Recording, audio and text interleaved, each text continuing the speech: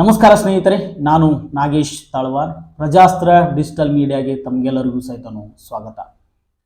ಸಿಂದಗಿ ನಗರದ ತಾಲೂಕು ಸಾರ್ವಜನಿಕ ಆಸ್ಪತ್ರೆಯ ವೈದ್ಯರು ಹಾಗೂ ಸಿಬ್ಬಂದಿಯ ನಿರ್ಲಕ್ಷ್ಯದಿಂದಾಗಿ ಬಾಣಂತಿ ಹಾಗೂ ಮಗುವೊಂದು ಸಾವನ್ನಪ್ಪಿರುವಂತಹ ಘಟನೆ ನಡೆದಿದೆ. ಸಿಂದಗಿ ನಗರದ ವಿದ್ಯಾನಗರ 4ನೇ ಕ್ರಾಸ್ನ ನಿವಾಸಿಯಾಗಿರುವಂತಹ ರವಿಚಂದ್ರ ಅವರ ಪತ್ನಿ ಮೈತ್ರಾ ಸುಂಟಾಣ್ ಎಂಬುವಂಥವರು ಮೃತಪಟ್ಟಿದ್ದಾರೆ. ಹಸುಗೂಸು ಸಹಿತನು ಮೃತಪಟ್ಟಿದೆ. ಇದಕ್ಕೆ ತಾಲೂಕು ಆಸ್ಪತ್ರೆಯ ವೈದ್ಯರು ಮತ್ತು ಸಿಬ್ಬಂದಿಯೇ ಕಾರಣ ಎಂದು ಕುಟುಂಬಸ್ಥರು ತಮ್ಮ ಆಕ್ರೋಶವನ್ನ, ತಮ್ಮ ಅಳಲನ್ನ ವ್ಯಕ್ತಪಡಿಸ್ತಾ ಇದ್ದಾರೆ. ಈ ಸಂಬಂಧ ಸಿಂದಗಿ ಪೊಲೀಸ್ ಠಾಣೆಯಲ್ಲಿ ಪ್ರಕರಣ ಸಹಿತನು ದಾಖಲಾಗಿದೆ. ಆ ಸಂದರ್ಭದಲ್ಲಿದ್ದಂತಹ ಹೆರಿಗೆ ಸಂದರ್ಭದಲ್ಲಿ ಇದ್ದಂತಹ ವೈದ್ಯರಾಗಿರ್ಬೋದು, ಸಿಬ್ಬಂದಿ ಯಾರಿದ್ದಾರೆ ಅವರ ವಿರುದ್ಧ ಅವರು ಪ್ರಕರಣವನ್ನ ದಾಖಲು ಮಾಡಿದ್ದಾರೆ. ಒಟ್ಟಾರೆಗೆ ಆಸ್ಪತ್ರೆಯ ವಿರುದ್ಧವೂ ಸಹಿತನು ಪ್ರಕರಣವನ್ನ ದಾಖಲು ಮಾಡಲಾಗಿದೆ. ಈ ಒಟ್ಟು ಘಟನೆಗೆ ಸಂಬಂಧಪಟ್ಟಂತೆ ಅವರ ತಾಯಿ ಸಹಿತನು ಮಾತನಾಡಿದ್ದಾರೆ ಮತ್ತು ವಿವಿಧ ಸಂಘಟನೆಯ ಮುಖಂಡರು ಸಹಿತನು ಮಾತನಾಡಿದ್ದಾರೆ. ಏನು ಹೇಳಿದ್ದಾರೆ ಕೇಳೋಣ ಬನ್ನಿ. ಸಿಂದಗಿ ತಾಲೂಕು ಆಸ್ಪತ್ರೆ ವೈದ್ಯರ ಹಾಗೂ ಸಿಬ್ಬಂದಿಯ ನಿರ್ಲಕ್ಷ್ಯದಿಂದಾಗಿ ಬಾಣಂತಿ ಹಾಗೂ ಹಸಿಗೂಸು ಮೃತಪಟ್ಟಿರುವ ಘಟನೆ ನಡೆದಿದೆ. ನಗರದ ವಿದ್ಯಾನಗರ 4ನೇ ಕ್ರಾಸ್ ನಿವಾಸಿ ರವಿಚಂದ್ರ ಸುಂಟಾಣ್ ಎಂಬುವರ ಪತ್ನಿ ಮೈತ್ರಾ ಎಂಬುವರು ಮೃತಪಟ್ಟಿದ್ದಾರೆ. ಬುಧವಾರ ಮಧ್ಯಾಹ್ನ ಸುಮಾರು 1 ಗಂಟೆಯ ವೇಳೆಗೆ ಸಿಂದಗಿ ತಾಲೂಕು ಆಸ್ಪತ್ರೆಗೆ ಇವರನ್ನು ದಾಖಲಿಸಲಾಗಿದೆಯಂತೆ. ಸಂಜೆ 5 ಗಂಟೆಯ ವೇಳೆಗೆ ಹೆರಿಗೆಯಾಗಿದೆ. ಆದರೆ ಮಹಿಳೆಗೆ ರಕ್ತದ ಕೊರತೆ ಇದ್ದು ಹೆರಿಗೆ ಸಂದರ್ಭದಲ್ಲಿ ತೀವ್ರ ರಕ್ತಸ್ರಾವವಾಗಿದೆ. ಈ ಬಗ್ಗೆ ಆಸ್ಪತ್ರೆಯ ಸಿಬ್ಬಂದಿ ಹೇಳದೆ ಕೊನೆ ಕ್ಷಣದಲ್ಲಿ ವಿಜಯಪುರಕ್ಕೆ ಕರೆದುಕೊಂಡು ಹೋಗಿ ಎಂದಿದ್ದಾರೆ. ಆಸ್ಪತ್ರೆಗೆ ಕರೆದುಕೊಂಡು ಹೋಗುವಾಗ ಬಾಣಂತಿ ಮಾರ್ಗ ಮಧ್ಯೆ ಮೃತಪಟ್ಟಿದ್ದಾಳೆಂದು ಕುಟುಂಬಸ್ಥರು ಹೇಳಿದ್ದಾರೆ. ಈ ಸಂಬಂಧ ಸಿಂದಗಿ ಪೊಲೀಸ್ ಠಾಣೆಯಲ್ಲಿ ಪ್ರಕರಣ ದಾಖಲಾಗಿದೆ. ನಾವು 1 ಗಂಟೆಗೆ ಬಂದೀವ್ರಿ. ನಾವು ದವಾಖಾನೆಗೆ 1 ಗಂಟೆಗೆ ಬಂದೀವ್ರಿ. ಬಂದ್ ಗಣೆ ಚೆಕ್ ಮಾಡಿದ್ರಿ. ಚೆಕ್ ಮಾಡೋಣ ಇದು ಸ್ಕ್ಯಾನಿಂಗ್ನು ಮಾಡಿದ್ರಿ. 9 ಪಾಯಿಂಟ್ ಆದ್ರೆ ರಕ್ತ ಅಂತ ಹೇಳಿದ್ರಿ ಅವರು. ಅದು ಮುಂದೆ ಹೆಂಗಾದ್ರಿ ಸಿಸ್ಟರ್ ಇಲ್ಲ ನಾರ್ಮಲ್ ಆತು, ಬಾಣೆತನ ಎದುರ್ತನ ನೀವು ತಿರ್ಗಾಡ್ಸ್ಲಕ್ ಹಚ್ಚಿರಿ, ತಿರ್ಗಾಡತ್ತ ಹೇಳಿ ನಾವು ತಿರ್ಗಾಡ್ಸ್ಲಕ್ ಹಚ್ಚಿರಿ. ಅಲ್ಲಿದೊಂದು ಇಂಜೆಕ್ಷನ್ ಮಾಡ್ಯಾರಿ 5:20ಕ್ಕೆ. ಅಲ್ಲಿ ಮ್ಯಾಗ ಸ್ಟೇಜಿನ ಮೇಲೆ ಒಯ್ದು ಹಾಕಿ ಬಾಣೆತನ ಮಾಡ್ಕೊಳ್ಳಿ ಹೇಳದಾಗ ಆ ಸೇಮ್ ಹೊಟ್ಟಿ ಸಿಕ್ಕಂಗೆ ಒತ್ತಾಡಿ ಆ ನಮ್ನಿ ಮಾಡಿಬಿಟ್ಟಾರಿ. ಡಾಕ್ಟರ್ ಇದ್ದಿಲ್ರಿ, ಸಿಸ್ಟರ್ಗಳು ಇದ್ರಿ 3 ಮಂದಿ. 3 ಮಂದಿ ಇದ್ರಿ. ಮಧ್ಯಾಹ್ನ ಬಂದಿರಿ, ಚಾಂಜಿ ಕಡಿಮೆ ಮಾಡ್ಕೊಂಡಾರ. 5:15 ಇಂಜೆಕ್ಷನ್ ಮಾಡ್ಯಾರಿ. 6ಕ್ಕೆ ಡೆಲಿವರಿ ಆಗ್ಯಾದ್ರಿ. ಬ್ಲಡ್ ಭಾಳ ಹೋಗ್ಲಕತ್ತಾನ, ಹೊರಗೆ ಹೋಗತ್ತೇಳಿ ಹೊರಗಿನ ದವಾಖಾನಿಗೆ ಹೋರತ್ತೇಳಿಕೆ ಹೊರಗೆ ಹಾಕ್ಯಾರಿ. ರಕ್ತ ಬರೀ 9 ಪಾಯಿಂಟ್ ಅದ ಹೇಳ್ಯಾರಿ. ಹ್ಞೂ ರೀ. ನಮ್ಮ ಮುಂದೆ ನೋಡ್ರಿ, ಮುಂದಾರೆ ಹೋರಿ ನಾವ್ ಹಿಂಗ್ ಬಾಣೆತನ ಆಗೋದಿಲ್ಲ ಅಂತ ಹೇಳಿದ್ರೆ ನಮ್ಮ ಮುಂದೆ ಹೋಗ್ತಿದ್ದೇವ್ರಿ. ನಾರ್ಮಲ್ ಅದ ಬಾಣೆತನ ಮಾಡ್ಕೋತೀವಿ ಅಂತ ಹೇಳ್ಯಾರಿ. ಸಿಸ್ಟರ್ಗಳು ಹೇಳ್ಯಾರಿ. ಹ್ಞೂನ್ರಿ, ಅದು ಬಾಣೆತನ ಮಾಡ್ಕೊಳ್ಳಿ ಹೇಳದಾಗ ರಕ್ತ ಜಾಸ್ತಿ ಆಗನ ಹೋಗತ್ತ ಹೇಳ್ಯಾರ. ವಿಜಯಪುರ ಹೋಗಂದಾರ. ಇವತ್ತಿನ ದಿವಸ ಸಿಂದಗಿ ತಾಲೂಕಿನಲ್ಲಿ ತಾಲೂಕಾ ಆಸ್ಪತ್ರೆಯಲ್ಲಿ ನಡೆದಿರ್ತಕ್ಕಂಥ ಘಟನೆ. ಸಿಂದಗಿ ತಾಲೂಕಿನಲ್ಲಿ ಬರ್ತಕ್ಕಂಥ ಒಂದು ಪ್ರೆಗ್ನೆಂಟ್ 9 ತಿಂಗಳು ಪ್ರೆಗ್ನೆಂಟ್ ಇರತಕ್ಕಂಥ ಹೆಣ್ಣು ಮಗಳು ಅತ್ಯಂತ ಕಡು ಬಡವರು ಇರ್ತಾರೆ. ಆ ಕಡು ಬಡವರು ಇರೋ ಕಾರಣಕ್ಕಾಗಿ ನಮಗೆ ಖಾಸಗಿ ಆಸ್ಪತ್ರೆಯಲ್ಲಿ ತೋರಿಸ್ಕೊಳ್ಳಲ್ಲ, ನಮಗೆ ಆ ಶಕ್ತಿ ಇರಲ್ಲ. ಅದಕ್ಕೋಸ್ಕರ ಸರ್ಕಾರ ಬಡವರಿಗಾಗಿ ಒಂದು ಆರೋಗ್ಯ ಇಲಾಖೆಯನ್ನು ಒಂದು ಆಸ್ಪತ್ರೆಯನ್ನು ನಿರ್ಮಾಣ ಮಾಡಿರ್ತಾರ. ಆ ನಿರ್ಮಾಣ ಮಾಡೋದು ಉದ್ದೇಶ ಏನಪ್ಪಾ ಅಂತಂದ್ರೆ ಎಲ್ಲ ಬಡವರಿಗೆ ಒಳ್ಳೇದಾಗ್ಲಿ. ಅಲ್ಲಿ ಯಾರ ಹತ್ರ ದುಡ್ಡಿಲ್ಲ, ಆ ಸರ್ಕಾರದಿಂದ ಬರ್ತಕ್ಕಂಥ ಔಷಧ ಮತ್ತು ಅಲ್ಲಿರ್ತಕ್ಕಂಥ ಉಪಚಾರ, ನಮ್ಮ ಆರೋಗ್ಯ ಉಪಚಾರಕ್ಕಾಗಿ ಸರ್ಕಾರ ಒಂದು ಆಸ್ಪತ್ರೆ ಮಾಡ್ತದ. ಅವ್ರಿಗೆ ಲಕ್ಷಾಂತರ ರೂಪಾಯಿ ಪಗಾರವನ್ನು ಸಂಬಳವನ್ನು ನೀಡ್ತಾರ.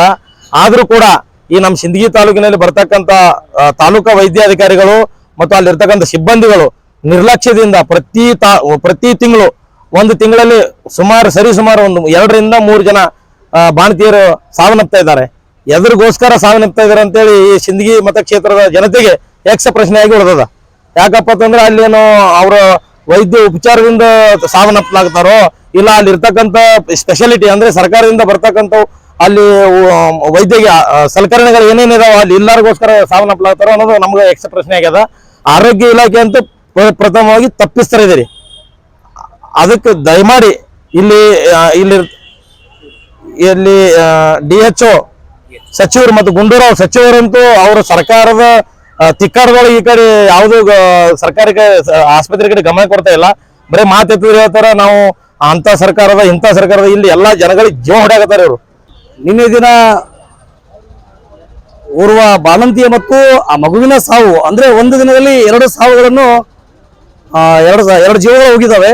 ಸಿಂದಗಿ ಸರ್ಕಾರಿ ಆಸ್ಪತ್ರೆಗೆ ಹೋದಾಗ ಅಲ್ಲಿನ ಸಿಬ್ಬಂದಿಗಳು ಬೇಕಾಬಿಟ್ಟಿಯಾಗಿ ನೋಡ್ಕೊಂಡ್ಬಿಟ್ಟು ಮತ್ತು ಅಲ್ಲಿ ವಿಶೇಷವಾಗಿ ಹೇಳ್ಬೇಕಪ್ಪ ಅಂತಂದ್ರೆ ಸ್ತ್ರೀ ರೋಗ ತಜ್ಞರಿಲ್ಲ. ಸ್ತ್ರೀ ರೋಗ ತಜ್ಞರು ತಂದು ನೇಮಕ ಮಾಡ್ರಿ ಅಂತೇಳಿ ಸುಮಾರು 2018 ಇಸ್ವಿ ಮತ್ತು 16 ಇಸ್ವಿಯಲ್ಲಿ ನಾನು ಲಿಖಿತ ರೂಪದಲ್ಲಿ ಮತ್ತು ಮೌಖಿಕ ರೂಪದಲ್ಲಿ ಮನವಿ ಮಾಡಿದ ಸದ್ಯಕ್ಕೆ ಇವತ್ತಿನ ಸದ್ಯಕ್ಕೆ ಒಂದು ವಾರದಲ್ಲಿ 2 ಸಲ ಮಾತ್ರ ಬರ್ತಾರೆ. ಅದು ನಾಮಕ ವಾಸ್ತೆ ಬರ್ತಾರೆ, ಬಂದ್ಬಿಟ್ಟು ನೋಡಿ ಹೋಗ್ಬಿಡ್ತಾರೆ. ನಿಜವಾದ ಸದ್ಯಕ್ಕೆ ಇಲ್ಲಿ ನಾಗರಿಕ ಸಮಾಜಕ್ಕೆ ತಲೆ ತಗ್ಗಿಸ್ತಕ್ಕಂಥ ವಾತಾವರಣ ಸಿಂದಗಿಯ ಸಾರ್ವಜನಿಕ ಆಸ್ಪತ್ರೆಯಲ್ಲಿ ನಿರ್ಮಾಣವಾಗಿದೆ ಅಂತ ಹೇಳಿದ್ರೆ ತಪ್ಪಿಲ್ಲ ಅಂತ ಅನಿಸ್ತದೆ. ಈ ವಿಚಾರ ಸಂಬಂಧಪಟ್ಟ ಹಾಗೆ ಬಡ ಜೀವದ ಜೊತೆ ಬಾಣಂತಿಯರ ಜೀವನ ಜೊತೆ ಆಟ ಆಡ್ತಾ ಇದ್ದಾರೆ. ಇವತ್ತು ಸ್ಥಳೀಯ ಜನಪ್ರತಿನಿಧಿಗಳು ಹೇಳ್ತಾರೆ ಇಲ್ಲಿ ವ್ಯವಸ್ಥೆ ಚೆನ್ನಾಗಿದೆ, ಅಂತ ಸಲಕರಣೆ ತಂದೀವಿ ಇಂಥ ಸಲಕರಣೆ ತಂದೀವಿ ಅಂತ ಹೇಳ್ತಿದ್ದಾರೆ.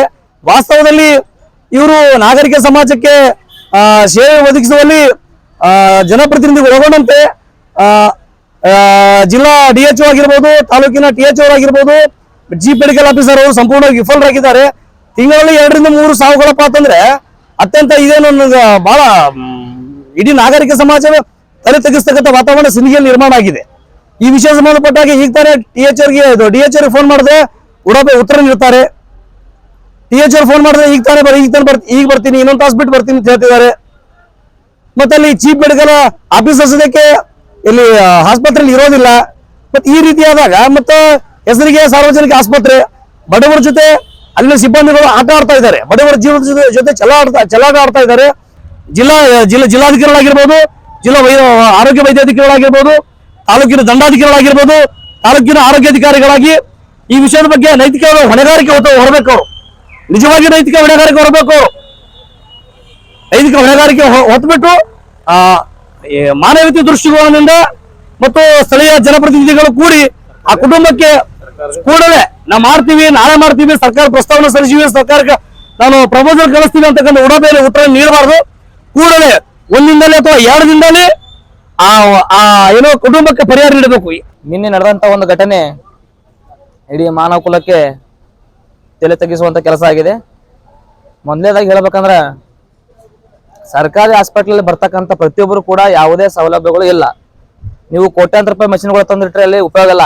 ಒಳಗಡೆ ಕೆಲಸ ಮಾಡ್ತಕ್ಕಂಥವ್ರಿಗೆ ತಂದು ಇಡಬೇಕು. ಆ ರೀತಿ ವರ್ಕರ್ಸ್ಗಳಿಗೆ ಚಂದಾಗಿ ಬರೀ ಕೋಟಿ ರೂಪಾಯಿ ಮಷಿನ್ಗಳು ತಂದಿಟ್ರೆ ವರ್ಕ್ ಮಾಡುವಂತ ಇರ್ತಾರೆ. ಇಡ್ಲಿಕ್ಕಂದ್ರ ಒಂದು ಹಾಸ್ಪಿಟಲ್ ಒಳಗೆ ಮೆಡಿಸಿನ್ ಕೇಳಿದ್ರು ಉಡಾಪೆ ಉತ್ತರ ಕೊಡ್ತಾರೆ. ಒಳಗಡೆ ಮೆಡಿಕಲ್ ಒಳಗಡೆ ಒಂದು ಕ್ರೀಮ್ ಕೇಳಕ್ ಹೋದ್ರೆ ಹೊರಗಡೆ ತಗೊಳ್ತಾ ಹೇಳ್ತಾರೆ, ಅವ್ರಿಗೆ ಹೊರಗಡೆ ಬರ್ಕೊಡ್ತಾರೆ. ಮತ್ತೆ ಸರ್ಕಾರಿ ಹಾಸ್ಪಿಟಲ್ ಜನ ಯಾಕೆ ಬರ್ಬೇಕು? ಬರ್ತಾರೆ ಸರ್ಕಾರಿ ಹಾಸ್ಪಿಟಲ್ ಒಳಗೆ ಜನ, ಕಡು ಬಡವರು ಎಲ್ಲರೂ ನೆನ್ಸ್ಕೊಳ್ದೆ ಸರ್ಕಾರಿ ಹಾಸ್ಪಿಟಲ್ ಫಸ್ಟ್ ಬರೋದೇ ಅಲ್ಲಿ ಎಲ್ಲರೂ. ಈ ಹಿಂದ್ಗಡೆ ಒಂದು 8 ತಿಂಗಳ ಹಿಂದ್ಗಡೆ ಒಂದು ಘಟನೆ ಆಗಿದೆ, ಅದನ್ನು ಕೂಡ ಇದೇ ರೀತಿಯಾಗಿ ಮಾಡಿದ್ದಾರೆ. ಸುಮಾರು 7 ಗಂಟೆಗಳ ಕಾಲ ಆ ಬಾಣತಿಗೆ ಇವರು ಟಾರ್ಚರ್ ಕೊಟ್ಟು ಹೊಟ್ಟೆ ಎಲ್ಲ ಹೆಚ್ಚಿಗೆ ಬಿಟ್ಟು ಒಂದು ಪಶುವಿನ ರೀತಿಯಲ್ಲಿ ಇವ್ರು ನೋಡ್ಕೊಂಡು ಆ ಒಂದು ಘಟನೆಯನ್ನು ಕೂಡ ಇದೇ ರೀತಿ ಮಾಡಿದ್ದಾರೆ ಇವರು. ಎಲ್ಲ ಆದ್ಮೇಲೆ ಕೂಸ್ ಡೆತ್ ಆದ್ಮೇಲೆ ಇವರು ಪ್ರೈವೇಟ್ ಹಾಸ್ಪಿಟಲ್ ಹೋರಿಲ್ಲ ಆಗಲ್ಲ ಅಂತ ಹೇಳಿದ್ದಾರೆ. ಇದೇ ರೀತಿ ಇನ್ನು ಮುಂದೆ ಆಗಬಾರ್ದು. ದಯವಿಟ್ಟು ಯಾರೇ ಅದಕ್ಕೆ ಸಂಬಂಧಪಟ್ಟ ಅಧಿಕಾರಿಗಳಿದ್ರೆ ಇದ್ರ ಬಗ್ಗೆ ನಿಗಾ ವಹಿಸ್ರಿ. ಚೆಂದ ಇನ್ನು ಮುಂದೆ ಯಾವುದೇ ಘಟನೆ ಆಗಬಾರ್ದು. ಆಮೇಲೆ ಇದ್ರ ಬಗ್ಗೆ ನಾವು ಹೋರಾಟ ಹಾಕೋತೀವಿ. ಭೀಮರಾಜ್ ಸೇನೆ ಹೋರಾಟ ಹಮ್ಕೋತಿದೆ, ಇಷ್ಟಕ್ಕೆ ಇದನ್ನು ಬಿಡೋದಿಲ್ಲ. ಭೀಮರಾಜ್ ಸೇನೆ ಹೋರಾಟ ಹಮ್ಕೋತಿದೆ. ಮತ್ತು ಈಗ ಆಗಿರ್ತಂತ ಘಟನೆ ಈ ಕುಟುಂಬಕ್ಕೆ ನ್ಯಾಯ ಸಿಗಬೇಕು, ಹಾಗೂ ಕಾನೂನು ಕ್ರಮ ಜರಬೇಕು ಇವ್ರ ಮೇಲೆ ಎಲ್ಲ ತಂದು ನನ್ನ ವಿನಂತಿ ಇಷ್ಟೇ.